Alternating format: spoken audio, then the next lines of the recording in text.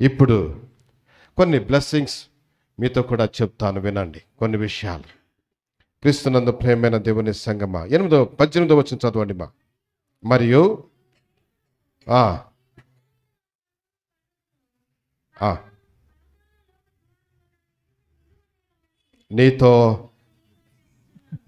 నీతో చెప్పుచున్నాను అనెను. క్రీస్తునందు ప్రేమైన దేవుని సంగమా, జాగ్రత్తగా నోట్ చేసుకోండి. కొన్ని సత్యాలు మీకు జ్ఞాపకం చేస్తాను. మనుష్య కుమారుడు ఎవరు అన్నది మనము అక్కడ ప్రశ్నించుకున్నాం. ఇక్కడ గమనించినట్లయితే ఈ 18వ వచనంలో ప్రభుల వారు చెబుతున్నటువంటి వాగ్దానములు, ప్రామిసెస్, ఈ యొక్క పేతురు యేసుక్రీస్తు ప్రభుల వారు దేవుని కుమారుడు అని గుర్తిరుగుట వలన అతనికి కలగబోయే గొప్ప ఆశీర్వాదాలను ఇక్కడ మనము గమనించవలసిన వారమై ఉంటున్నాం. ఏంటి అంటున్నాడంటే, మరియు నీవు పేతురువు, ఈ బండ మీద నా సంఘమును కట్టుదును. పేతురువు అంటున్నాడు. నీవు పేతురువు అంటే ఆ మాట యొక్క అర్థం ఏంటంటే, పుట్టినోట్లు ఏమని ఉందమ్మా? రాయి. నీవు రాయివి, నీ మీద రాయి లేక బండానమంటూ నీ మీద నా సంఘాన్ని కట్టుదును, నా సంఘమును కట్టుదును. What a blessing it is కదా. నీ మీద నా సంఘాన్ని కడతాను. హల్లెలూయా. నీ మీద నా సంఘాన్ని కడతాను. ఎందుకోసమై? నీవు నేనెవరో ఎరిగావు. You understand whom I am. నేనెవరో నీవు గుర్తిరగావు గనక నీవు ధన్యుడవు.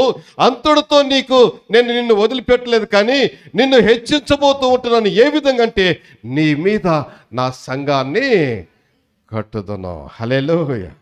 ఇక్కడున్న వారందరికీ ఒక గొప్ప ఆశ్రదకరమైన మాట ఏంటంటే, నీవు యేసుని దేవుని కుమారుడు అనగా సజీవుడైన దేవుని కుమారుడు అని నీవు గుర్తిరగలిగినట్లయితే నీవు దేవుని యొక్క సంఘముగా మార్చబడతావు. హల్లెలూయా.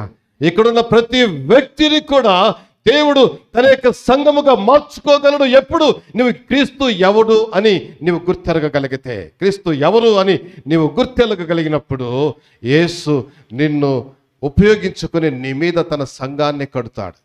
నీ మీద తన సంఘాన్ని కడతాడు. పేతురు కలిగిన భాగ్యం ఎంతటి గొప్పదో. అందుకే అంటున్నాడు, నీవు ధన్యుడువు. ఇంగ్లీష్లో ఏమని ఉంది నాయన? నీవు ధన్యుడువు. బ్లెస్డ్. క్రీస్తునందు ప్రేమైన దేవుని సంగమా, నీవు ఆశీర్వదించబడిన వాడు. నీవు ఆశీర్వదించబడిన వాడు. ఒకసారి జాగ్రత్తగా మనము గమనించవలసిన వారమైంటున్నాం. మొదటి ఆశీర్వాదం అది. మొదటి ఆశీర్వాదం, నీవు పేతురువు, ఈ బండ మీద నా సంఘమును కట్టుదును. క్రీస్తునందు ప్రేమైన దేవుని సంగమా, మనల్ని చూసి ఎవరైనా ఏ బండ అన్నాడు అనుకోండి, ఏమవుద్దండి? ఏమవుతుంది ఆయన? ఎవరు అన్నది? Jeffrey brother. పాపం వచ్చేస్తుంది. బండ అప్పుడే వెంటనే ముక్కలు అయిపోయి అన్న వ్యక్తి మీదకి వచ్చేస్తాయి బండలు. ఆ పెద్ద బండ ఏమవుద్దండి? ముక్కలు అయిపోద్ది. వెంటనే ఎదురున్నటువంటి వ్యక్తి తలను బద్దలు చేసేస్తుంది. కానీ పేతురు యాక్సెప్టెడ్ హియర్. ఇక్కడ గమనించినట్లయితే, ఈ బండ మీద నా సంఘమును కట్టుదును. పెద్ద ఆశ్రదకరమైనటువంటి మాట అది. పేతురుని దేవుడు ఎంత ఉన్నతమైన స్థితికి తీసుకువెళుతూ ఉంటున్నాడో ఇక్కడ మనము గమనించవలసిన వారమై ఉన్నాం. ఒకసారి ఏమన్నాడంటే, యేసు ప్రభుల వారి దగ్గరకు వచ్చి, ప్రభువా, మాకున్నవన్నీ సమస్తమును విడిచిపెట్టి మిమ్మల్ని వెంబడించాం. మేము సమస్తమును విడిచిపెట్టి మిమ్మల్ని వెంబడించాం. మాకేమి? ఏం విడిచిపెట్టడం మీకు అనేక సార్లు నేను మీకు జ్ఞాపకం చేశాను. వాళ్ళకున్నది చిరిగిపోయినటువంటి వలలు, వారికి కొన్నది పగిలిపోయినటువంటి పడవలు. వాటిని బాగు చేసుకుంటూ ఉంటే పిలిచాడు యేసు ప్రభుల వారు, మీరు నన్ను వెంబడించండి, మిమ్మల్ని మనుషుల పట్టు జాలరులుగా చేస్తానని. వెంబడించినటువంటి వారు అంటే వారి వలలు బాగు చేసుకుంటున్నారు, అంటే చినిగిపోయినవి అవి. వారి యొక్క పడవలను బాగు చేసుకుంటున్నారు, అంటే పగిలిపోయినటువంటి ఓడలవి. అలాంటి స్థితిలో పిలువబడినటువంటి వీరు ఒకసారి గమనించండి, దేవుని సంఘమును కట్టే నాయకుడుగా పేతురును దేవుడు మార్చుకున్నాడు. ఒకటే కారణం ఏంటి అంటే, ఈ యొక్క పేతురు understood that Jesus is the Son of living God. జీవించుచున్నటువంటి దేవుని కుమారుడు అని ఎరిగాడు. హల్లెలూయా. ప్రియమైన దేవుని సంగమా, ఇక్కడున్న వారందరూ కూడా ఏమని యేసుని ఇంకా తలుస్తూ ఉంటున్నామో, ఇదే మొన్నే కదా క్రిస్మస్ పండుగ చేసుకున్నాం, కొత్త బట్టలు వచ్చాయి. ఇదిగో నాకు కూడా ఈ కొత్త కోట్ వచ్చింది క్రిస్మస్కి. క్రీస్తునందు ప్రియమైన దేవుని సంగమా, దేవుని మాటలు జాగ్రత్తగా గమనించండి. యేసు ఎవరని మనం అనుకుంటూ ఉంటున్నాం. పేతురు అనుకుంటూ ఉంటున్నాడు ఆయన సజీవుడైన దేవుని కుమారుడైన క్రీస్తు. కనుకనే ఆ దేవుని యొక్క క్రీస్తు యొక్క సంఘము కట్టడానికి ఒక ఇన్స్ట్రుమెంట్గా ఈ యొక్క పేతురుని దేవుడు వాడుకుంటూ ఉంటున్నాడు. నీవు యేసుని ఎరగగలిగినట్లయితే నిన్ను ఆయన సంఘముగా మార్చుకుంటాడు. ఆయన సంఘముగా దేవుడు ఏర్పరచుకునేవాడై ఉంటున్నాడు. ఆ రెండవ మాట చదువుతాలి, అక్కడే కాదు, పై నుంచి చదువుతాలి. పాతాళ లోక ద్వారములో దాని ఎదుట నిలువనేరవని నీతో చెప్పుచున్నాను. హల్లెలూయా. పాతాళపు యొక్క ద్వారములు దాని ఎదుట నిలువల ఏది నీవు కట్టబోతేవే నా యొక్క సంఘము.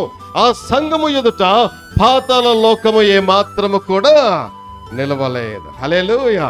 అవును, దేవుని రాజ్యం అన్నటువంటి ఆ దేవుని సంఘము ఎదుట పాతాళము ఏ మాత్రము కూడా నిలవలేదు.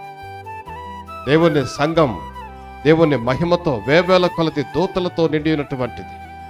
దేవుని సంఘం ఆయన యొక్క వెలుగుతో మరి గొప్ప మహిమతో నిండి ఉన్నటువంటిది. ఇది ఆ పరలోకము ఎదుట దేవుని సంఘము ఎదుట పాతాళ లోకము ఏ మాత్రము కూడా నిలవలేదు. ఎంత గొప్ప ఆధిక్యతను ఈ పేతురు సంపాదించుకుంటున్నాడో ఒకసారి గమనించండి.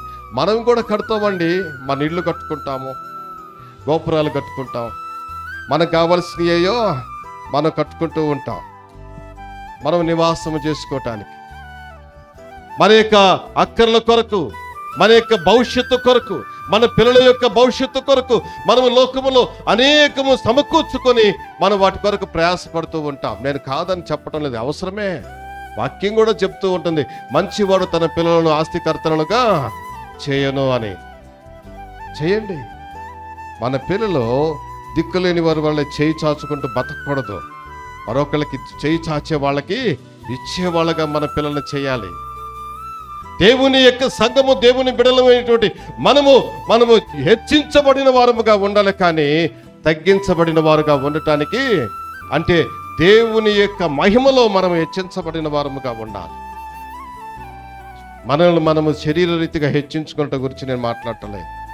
దేవుని యొక్క సంఘముగా మనము హెచ్చించబడాలి. క్రీస్తునందు ప్రేమైన దేవుని సంఘమా, ఇక్కడ పేతురుని గురించి గమనించినటువంటి మాట అంటే, నీ ఎదుట అంటే నీ మీద నా సంఘాన్ని కడతాను,